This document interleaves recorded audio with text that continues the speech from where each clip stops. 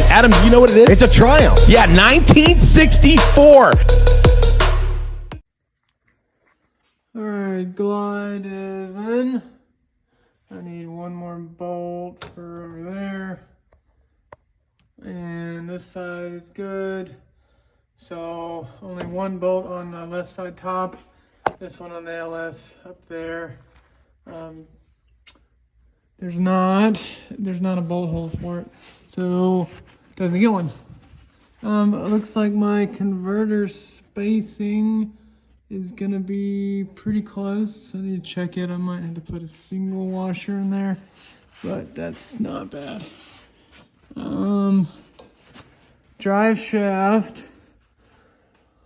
Oh, I gotta measure for a drive shaft, and then I've gotta put, I'm either gonna go from here and get 2 more adapters and then run a tube forward, kind of like a triangle up to the front is probably what I'll do, because I don't think I want to weld anything here, because I'd like to just have a single mounting point. That'd be way simpler, and I think just keeps things from getting all cluttered up.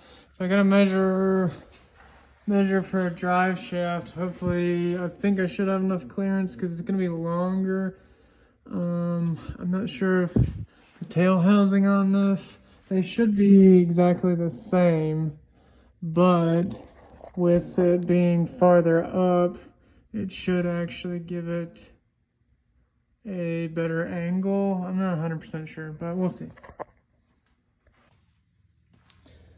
So I've run these dual wall brace in this setup for quite a while. Even on the other car, that's all I ever ran was dual 450s.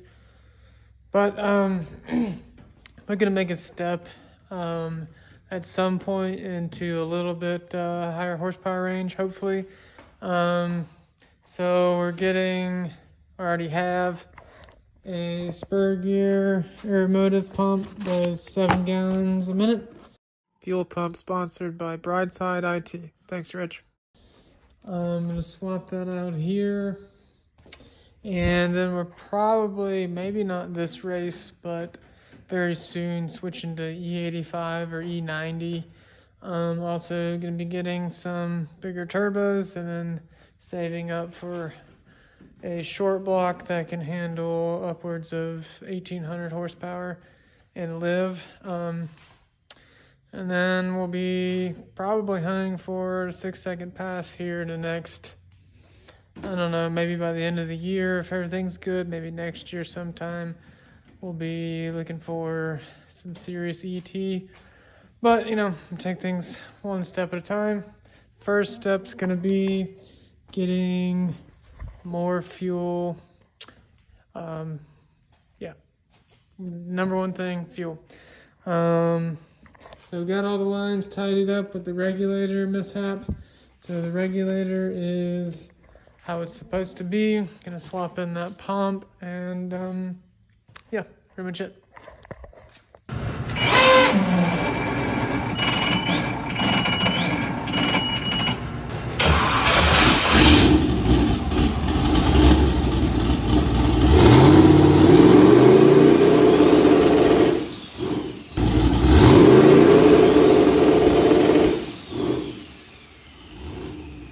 So after checking the trans brake, everything worked fine, all that was good. Did some digging into some of my old data from the 240 and this converter. I had changed the stator in it to a lower stall stator, and I noticed in the Triumph it kind of didn't take any time at all to get up on the brake. Or right at 4,000 RPM limiter, it was almost instantaneous. So I'm gonna go ahead and pull the trans back out, pull that converter out. Luckily, that converter is a bolt together and I have another stator for it. This is a 1545 and the one in here is a 1555, which is it's a 10-degree difference on the fins, which is fairly dramatic. In my research, I noticed what I was saying was the shift recovery was like 2,000 RPM with the 240. And I was like, wow, that's a pretty tight converter right there. But then I noticed in an email that I said it was only dropping to 1,800 now, which is not a very tight or not a very big change. So I'm hoping it'll be just enough. Worst case scenario, the shift recovery is not so great, and it might be a little bit hard to get up on the brake.